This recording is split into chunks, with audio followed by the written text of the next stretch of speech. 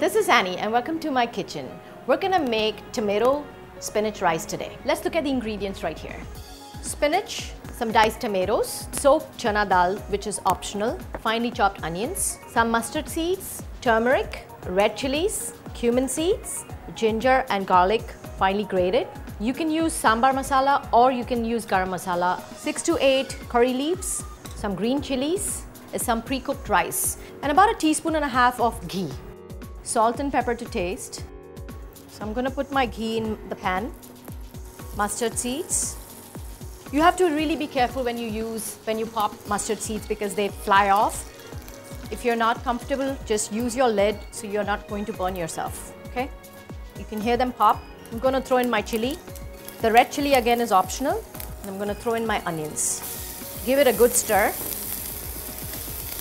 To this I'm going to add my dry spices, some turmeric, some cumin seeds, a very little bit of garlic, tons of ginger. I love ginger, and the soaked chana dal. Make sure that you get all the water out. I'm going to add just a little bit more of the turmeric powder. Just want this dish to be very colorful with the redness of the tomato.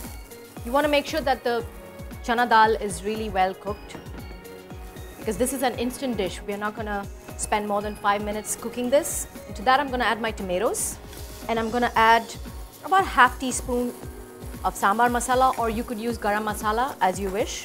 You don't even have to use masala if you don't want. It's totally optional, but somehow tomato and the masala just works really well. I'm just going to add just a little bit more butter, some salt. Even though traditionally in India we don't use cracked pepper, I just have developed this love for this wonderful spice, and I like to spike my food with pepper.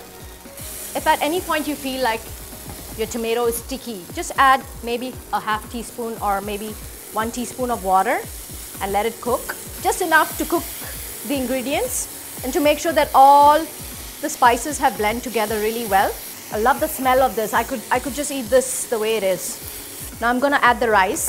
I'm using some cooked basmati rice, but you could use brown rice, you could use sticky rice, you could use jasmine rice, but just make sure that you have already cooled it off and it's at room temperature or even cold, because then it will not break when we cook it further, okay? So I'm going to add that. I don't like to pop everything together. I like to mix a little bit and then keep adding more, just to make sure that all the rice gets the color. Give it a nice good stir.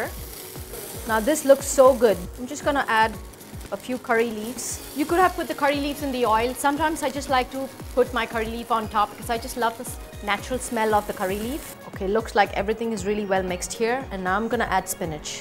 I've washed the spinach and I've fine chopped them, and I don't like to overcook my spinach, so I'm just gonna use it like garnish.